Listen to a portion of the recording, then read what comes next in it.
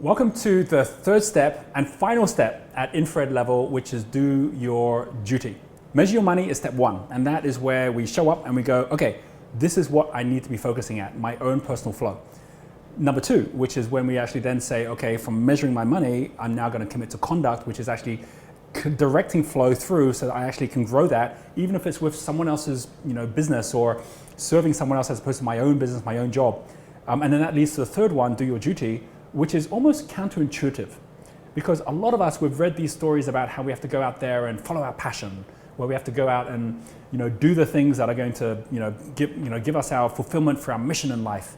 Yes, these things are important, but if we're at the point where we're in overconsumption or over debt, which is what happens when we're at infrared level, what's happening is effectively we've got to get back to discipline first. It's a bit like going on a diet and being asked by our dietitian, what's your passion? And you go, chocolate cake. And obviously that's not what you need at this point to actually go and lose the weight. What you've got to do first is get yourself healthy, and then you can eat the chocolate cake. So there is a place for passion, and there is a place for internal motivations. But what's more important than internal motivations to begin with is actually external motivations. It's doing your duty. It's interesting that if you go and look at what happens to a lot of teenagers, that parents think don't have enough discipline or haven't set themselves up for success in life. What happened? Go join the army. The army is a perfect example of a place where you're doing your duty. It's the same if you actually go and join a non-profit organization. If you go to school and you actually have to do your duty by doing your studies, you're actually now driven not by you saying, I must do this. You're driven by others around you and an environment around you saying, here's the way you're going to actually be building your self-worth and your mission through your duty to others. My story about being there on the street when my car was towed away, it was that moment where I was like, I'm no longer just doing this for me. I'm doing this for those I'm letting down right now. It was the external motivation of doing it for others which drove me in a way that I wasn't able to drive myself. It's the same as if you're in your own business right now. It's like, why can't I motivate myself the same way that I was motivated to have to show up for work for a boss I didn't even like, but I still showed up? What was different? It was because there was an external motivation that you had to, there was a consequence of not going through with that, so you had to show up for it in a way that is not the same consequences when you're just running your own business or got your own sideline for a second income, where it's like, well, if I don't show up today, no one's going to notice except for myself.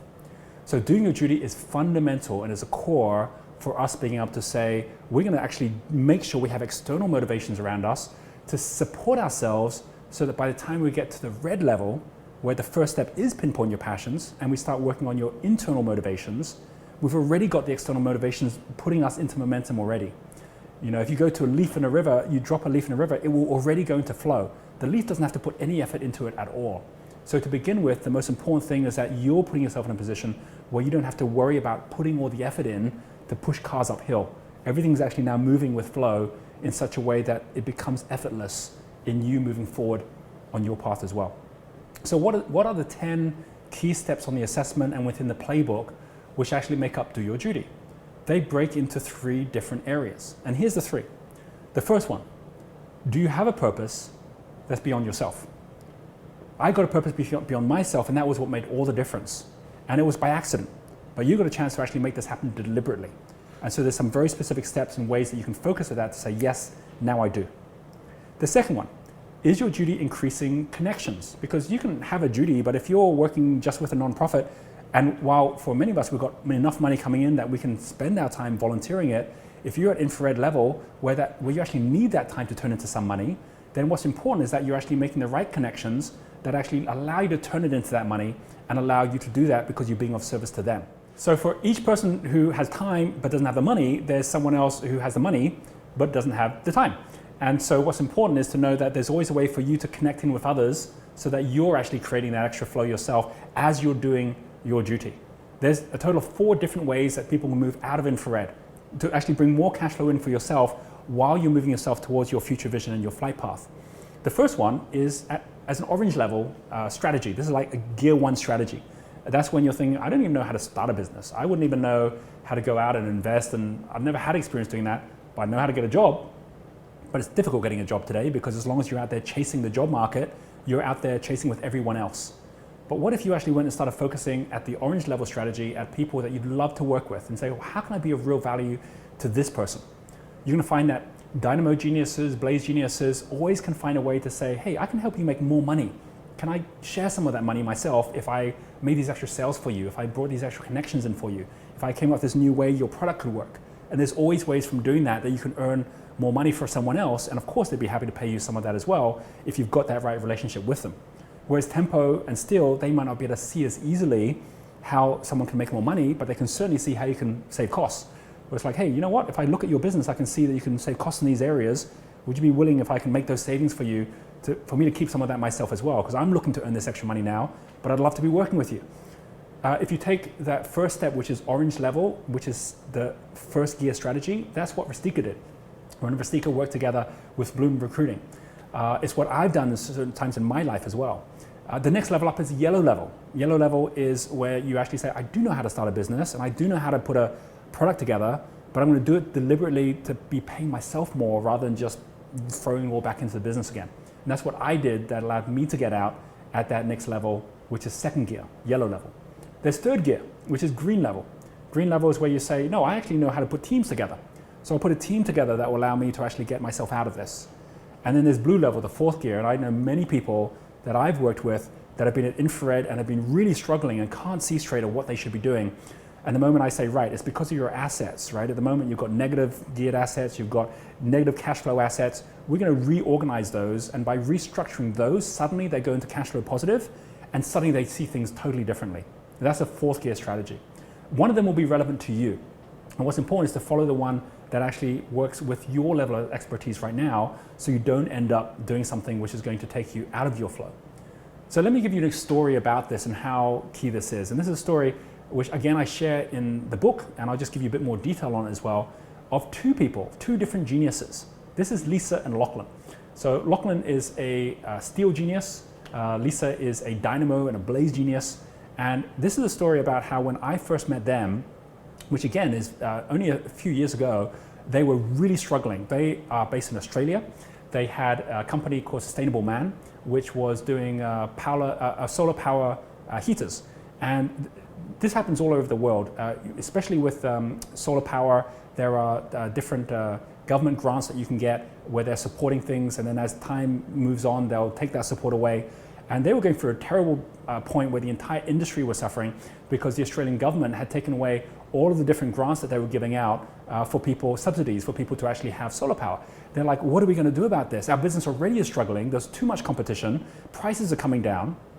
They were in serious infrared. They'd invested all their money in, and they had their family putting money into their business as well. And the biggest question they had is, Roger, should we even be working with each other anymore? We can't, we've got, our family we're trying to grow at home. We see each other totally stressed out all the way through the day. Like, should we just be closing the business down altogether? Well, when you're at infrared level, everything becomes about desperation. It becomes about panic and like, well, I just got to get out of this situation. I just don't know how.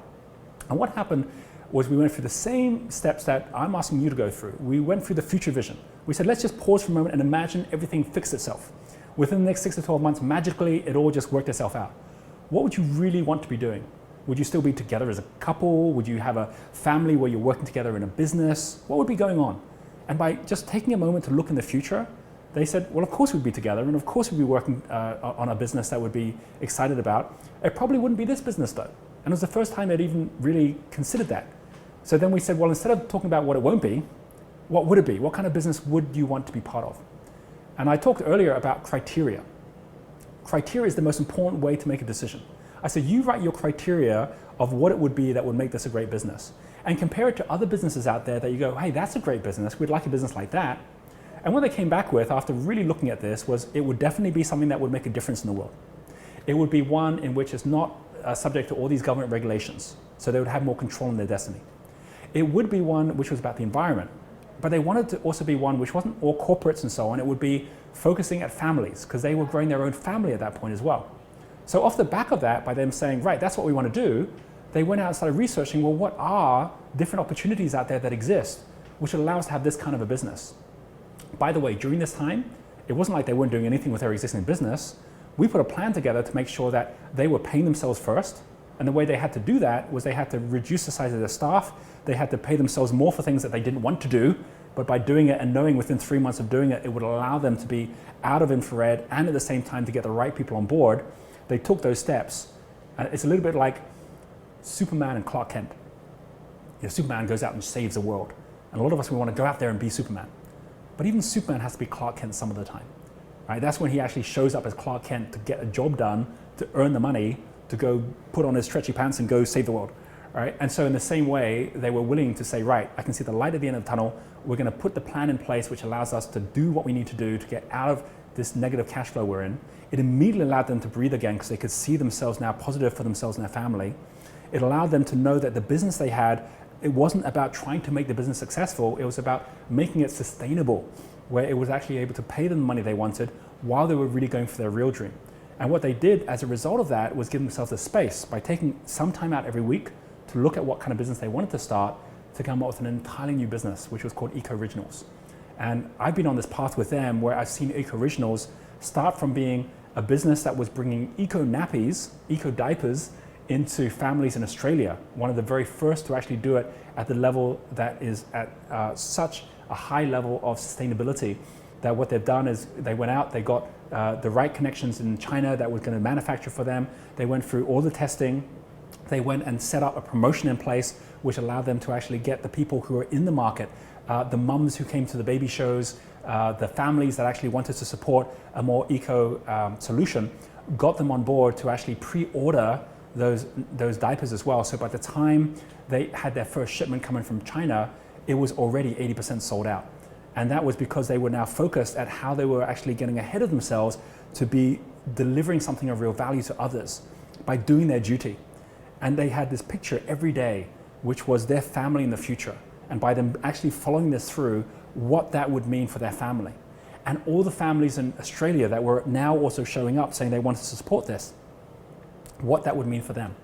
Because of course, if you have a duty which is beyond yourself, where there's others that are now relying on you, it means every day that you delay you taking action is a day you're shortchanging them as well.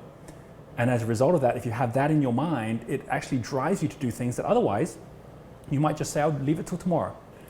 So by them doing that, they now have got a business which is out in retail stores all over Australia. It's one in which they have got an online business where people are buying these eco nappies every single month, where they actually are seeing this flow grow, where through this business, they're seeing, at this moment when I'm doing this video with you, an increase of over 20% month-on-month growth within their business as well. And so everything's possible, provided you follow things at the right steps. And what you'll find within these levels here is in the way that they've actually taken the yellow level, just like I did. You might take the orange level in terms of the gears that you take out. By the time you've actually gone through the assessments, you'll be able to come to the pre-flight checklist and you'll be able to say a big yes to these 3 things. I put the actions that align to my flight path as my first priority, and I commit to these actions daily. That's something that you see that I was doing, that's something that Rustika did, is something that Lisa and Lachlan did, and it made all that difference. A bit like a pilot on a flight path, no matter what the weather, they're going to get to that destination. I am disciplined in managing my distractions and emotions, and I'm surrounded by people who support my path. Easier said than done, but once you're in that right environment, the river actually takes you in this flow. And the third thing, I ensure I seek out answers and support, because you won't have all the answers to begin with, but you need to have that support, which means you're constantly connecting in with those who can actually help you. And I have the courage to act in the face of uncertainty. These are the 3 things you're going to be able to put a big tick to as you see your assessment numbers go up. So take the assessment, see where you're at right now, and then after that, make sure that you take the playbook and you go through those steps. Don't expect it all to happen overnight, but do know the moment you take these steps, you now not only have a plan that allows you to start moving out of infrared, you start actually feeling you're not alone anymore, that you're around others that actually want you to be successful, because your success is linked to the service you're going to provide them and to their success. This is the difference of infrared, which is about consumption and self-service, to a larger service where through that service you're profitably actually growing your flow, and it's allowing you to step up, where the decisions you're making aren't just based on your best idea or on your current business or your current job. It's based on you and the flow that's going through your life, where everything, whether it's the job or the business, is simply a vehicle which is actually there rotating or orbiting around your solar system, around you being there as the sun. How do you know if this is working well for you? biggest key thing is if you're doing it, you come out every day with a sense of determination. You come out every day like, I'm ready for another day here. If you don't do that, you end up in a position where you're constantly struggling, worried, ready to give up. So always make sure that if you're thinking, I'm not there yet, come back to the playbook and follow your way through. And if you do this, you're ready for the next step up, which is our red level 2, the survivor.